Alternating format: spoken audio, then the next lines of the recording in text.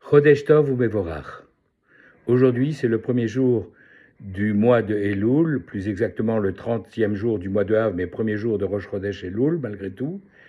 Et commence cette période de 40 jours qui va aller jusqu'à Yom Kippour et qui est symbolisée par les dernières lettres de ces mots connus qui forment le mot Elul, Ani Ledodi Vedodili, moi je suis à mon bien-aimé et mon bien-aimé est à moi. Ces quatre mots se terminent par un Yud qui a comme valeur numérique 10 pour symboliser 4 fois 10 les 40 jours qui nous séparent maintenant de ce Yom Kippour où le décret qui aura déjà été pris le jour de Rosh Hashanah, le premier Tishri, le jour du jugement, sera définitivement, au moins en première instance, scellé le jour de Yom Kippour, avec la possibilité de faire appel jusqu'à Hoshana Rabbah, la veille de Simchat Torah, qui cette année aura une résonance tout à fait particulière. Alors je voudrais partager avec vous quelques réflexions sur ce mois de Elul qui commence et qui est le mois du Ratzon et de la Rachamim, de la bienveillance de Hakadosh Baruch Hu et de sa bonté et de sa miséricorde envers nous, un mois tout à fait particulier, et je voudrais partager avec vous ces paroles de Torah, Leilou Nishmat, pour l'élévation de l'âme de notre amie Blanche Seban, Beila Gitel Bat Anla, dont ce sera demain soir la Haskara. Alors tout d'abord, permettez-moi de vous raconter l'histoire de ce mois Elul. Elle remonte à une très ancienne dispute entre Yaakov Avinu, notre ancêtre, et son frère Esav. Déjà dans le ventre de leur mère Rivka, ils se disputaient pour l'un aller vers les maisons d'études, l'autre vers les maisons d'idolâtrie. L'un voulait un monde spirituel, l'autre n'était intéressé que par le monde matériel. Et lorsque, après la transaction connue du plat de lentilles, Yaakov a acquis le droit d'aînesse et plus tard les bénédictions de son père avant de partir chez Lavan, fonder sa famille et donc progressivement les 12 tribus d'Israël, on nous raconte que cette dispute a continué jusqu'aux retrouvailles lors de la rencontre sur le chemin du retour après 20 ans d'absence. Et à ce moment-là, les deux frères, les deux jumeaux, se sont partagés également le calendrier. Yaakov a dit, bon, puisque je suis devenu l'aîné par cette transaction, je commence. Et je choisis les 3 premiers mois. Nissan, parce que ce sera le mois de la libération, la sortie d'Égypte, de tous ces miracles qui ont accompagné cet événement. Le mois de Iyar qui suit, où il y aura la fête de Pessah Sheni, c'est-à-dire la seule mitzvah où ce sont les enfants d'Israël qui ont dit à Dieu, mais écoute, si quelqu'un est éloigné, si quelqu'un est impur, si quelqu'un n'a pas pu faire le Korban Pessah, le sacrifice de l'agneau pascal en son temps, donne-lui une deuxième session. Moshe a dit, je vais demander à Kadosh Baruch Hu, et Kadosh Baruch Hu a dit oui, c'est une bonne idée, et c'est comme ça qu'a été instituée cette fête de Pessah Sheni, que l'on fête actuellement comme la Iloula de Rabbi Meir, bien que ce ne soit pas historiquement assuré. Et il a dit, je prends également le 3e mois, naturellement, Sivan, puisque c'est le mois où sera donnée la Torah, et c'est lui qui a choisi Nissan, Iyar, Sivan. Et ça m'a dit, bon, c'est à mon tour, et il a choisi le mois de Tammuz, le mois de Av et le mois de Elul. Et là, avant de continuer le partage, Esav s'est réjoui en disant, puisque j'ai ces 3 mois, et notamment le mois de Elul sous mon contrôle, ça va me permettre d'empêcher les enfants d'Israël de faire Teshuvah. Ils vont être sous mon contrôle, et lorsque le premier Tishri, ils arriveront le jour de jugement devant HaKadosh Baruch Hu à Rosh Hashanah, alors effectivement, ils y arriveront dans des conditions déplorables. Lorsque Yaakov a pris conscience de cela, il est tout de suite intervenu auprès de Esav en lui disant, mais attends, je suis l'aîné, donc moi j'ai droit à double part. J'ai droit non pas à 3 et 3 comme on vient de le faire, mais j'ai droit à 4 et 2. Donc Nissan, Iyar, Sivan, et je récupère, je sors de tes mains le mois de Elul, et je te ne laisse entre les mains que le mois de Tammuz et Av. Et malheureusement, ces 2 mois de Tammuz et Av, dans l'histoire du peuple juif, ont été des mois de difficulté, avec ce qui s'est passé le 17 Tammuz, le veau d'or, avec la brisure des tables de la loi, avec la brèche dans la muraille de Jérusalem et tous les malheurs qui sont rapportés dans la Gemara. Et quant à Tisha B'Av, inutile de dire que ça a été la destruction du premier, du deuxième temple, de l'Inquisition, de l'exil. Alors, heureusement, Yaakov Avinu a réussi à prendre des mains de Esav le mois de Elul, le mois qui nous permet de faire Teshuvah, de faire le bilan de conscience, avant de nous présenter devant Akadosh Baruch Hu. Comme le dit la Chassidoute, Amelech Basadeh. Le roi, toute l'année, il est dans son palais. Mais pendant le mois de Elul, il veut voir ses sujets, il veut voir ses enfants, il veut voir les enfants d'Israël. Et il sort du palais où il est tellement inaccessible, où seuls quelques privilégiés ont la possibilité de rentrer et de le contempler de loin. Là, pendant le mois de Elul, il sort à Melech Basadeh. Le roi est dans les champs. Et n'importe qui, le simple paysan, le juif le plus simple, peut s'approcher de lui et faire ce mouvement de retour vers Dieu de Teshuvah. À propos de cette Teshuvah, j'ai entendu ce Shabbat de mon petit-fils pendant la Seouda Shtishit, cette histoire que je veux partager avec vous. Écoutez bien.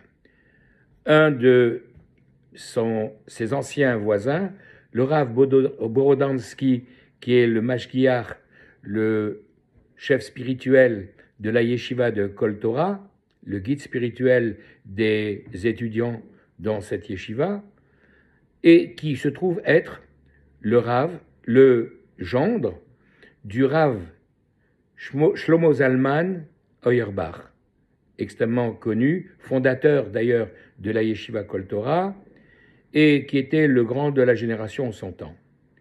Un jour, il va rendre visite à son beau-père, il prend un taxi dont le conducteur est un homme sans kippa, qui n'est pas religieux.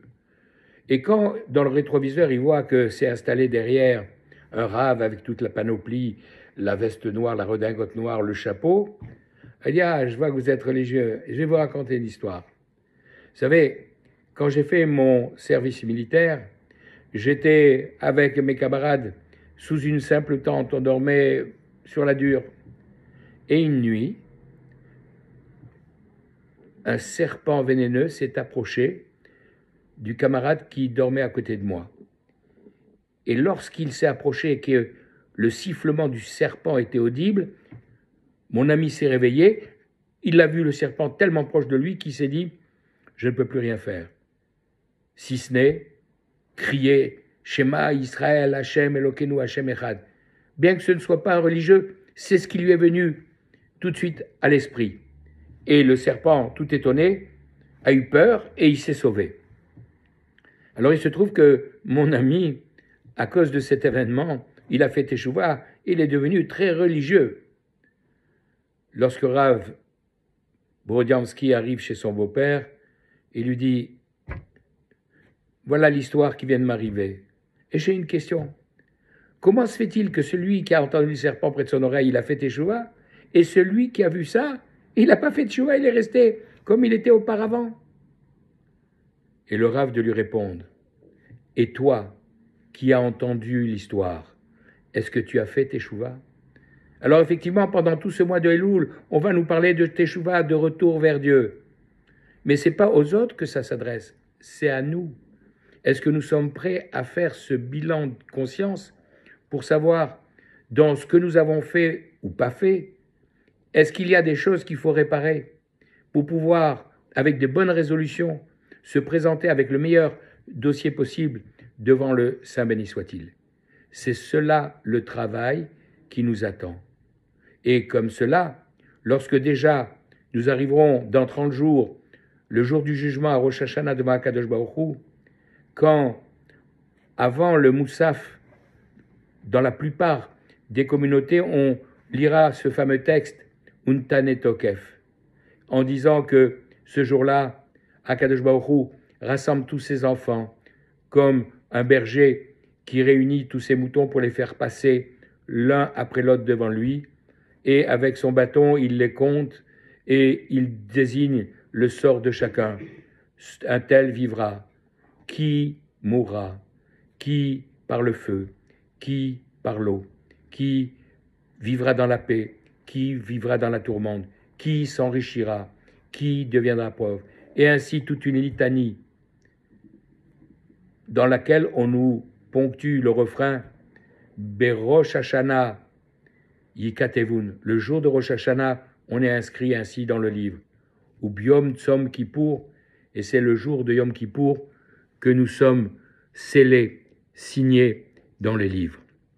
Et à la fin, nous nous écrions tous Utshuva, Utfila, Utzdaka. Utshuva, le repentir. Utfila, la prière. Utzdaka et la charité. Ma virim et troa xera permettent de modifier le mauvais décret qui éventuellement aurait pu être pris contre nous. Et dans les Marzorim, alors que ce sont ces 3 mots que nous lisons, il y a écrit juste au-dessus 3 autres mots que nous ne lisons pas mais auxquels nous devons penser.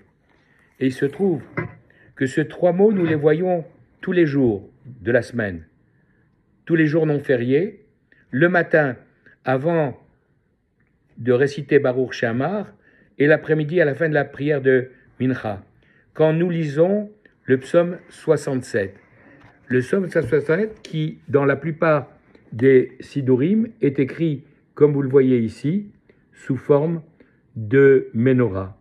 Et dans cette Ménorah, on voit tous les mots du verset sur chacune des branches, et à la fin, ici, il y a en pâte de mouche, j'espère que vous arrivez à le lire, 3 mots. On nous dit ici, Tzom, et Tzom, ce sont les dernières lettres des 3 branches qui sont là, Tzadik, Vav, Mem, Tzom. Et Tzom qui a comme valeur numérique 136, on nous dit c'est la même valeur numérique que Kol et Mammon. Tzom, le jeûne, Kol, la voix, Mammon, l'argent. En réalité, ces 3 mots équivalents dans leur valeur correspondent aux 3 mots que nous crions le jour de Rosh Hashanah et que nous répétons le jour de Yom Kippour, ou tchouva, la tchouva, le repentir par le jeûne, ou tfila, la prière par la voix, ou tzedaka et la charité par notre argent. C'est cela qui nous permet de modifier le décret négatif qui aurait pu être pris contre l'un d'entre nous. Et c'est la raison pour laquelle, dans la lecture de la Torah du matin de Yom Kippour, la parashat Acharemot, quand nous lisons le rituel de cette journée où nous expliquons tous les sacrifices que le Kohen Gadol devait réaliser, on nous dit qu'il ne fallait pas qu'il vienne n'importe quand dans le Kodesh HaKodashim. Il n'y avait droit qu'une fois par an, le jour de Yom Kippour. Et dans le 3e verset de ce texte, nous lisons « Bezot yavo Aaron el HaKodesh ». C'est avec cela que Aaron viendra dans le sanctuaire. Et on nous dit « Befar ben Bakar » avec un taureau, les khatat, pour le sacrifice expiatoire, Ve'aïl et un bélier, léola, comme holocauste. Alors si on doit nous dire que Aaron doit venir avec un taureau et un bélier, on n'a qu'à nous dire Aaron, Yavo et la Kodesh, mais par Ben Bakar, les Khatat, Ve'aïl, pourquoi nous dire Bezot avec cela, puisque ça va être décrit. En réalité, c'est pour souligner quelque chose d'important. Bezot avec cela. C'est pas seulement avec les animaux. C'est vrai que c'est important parce qu'il y a beaucoup de symboles, il y a beaucoup de choses auxquelles on doit penser à ce moment-là. Mais n'oublions pas l'essentiel. Bezot, avec cela. Qu'est-ce que ça veut dire, Zot? Quelle est la valeur numérique de Zot? Zaïn, 7, Aleph, 1, Tav, 400. 408. 408, c'est 3 fois 136. Bien sûr qu'on doit amener le taureau, bien sûr qu'on doit amener le bélier. Et plus tard, on amènera même les 2 boucs, celui qu'on va sacrifier et le bouc expiatoire qu'on va envoyer à Azazel. Mais le plus important, Bezot, c'est avec cela. Vezot, d'ailleurs, c'est Vezot à Torah, avec la Torah pour nous imprégner. Mais 136, 136, 136, 3 fois 136 égale 408. Il faut venir Betsom, le jeûne qui est la base de la tchouva. Bekol, la voix 136, qui est la base de la prière. Avec le Mammon 136, qui est l'argent, la base de la tzedaka.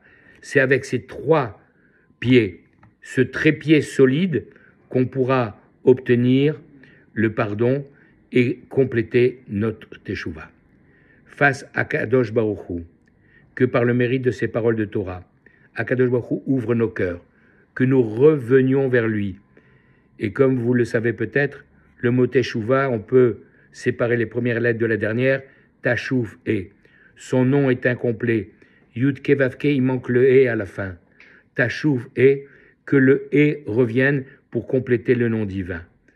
Face à Kadosh Baruch Hu, que par le mérite de ces paroles, nous puissions retourner vers notre Père qui est dans les cieux, qu'il accorde la guérison à tous ceux qui souffrent, tous ceux qui ont été blessés, tous ceux qui sont malades, qu'il permette la libération de tous les otages, qu'il permette la protection de tous nos soldats qui sont encore sur le front pour la défense de la terre d'Israël, qu'il amène une paix véritable sur cette terre qui lui est tellement chère, et que rapidement et de nos jours, nous puissions accueillir Mashiach Tzidkenu pour monter sur le mont du Temple qui méritera son nom, puisque le 3e Beth Amikdash sera alors reconstruit. Chodesh Tov Mevorach, Shenishma Besorotovot, face à Kadosh Baruch Hu, que nous entendions de bonnes nouvelles.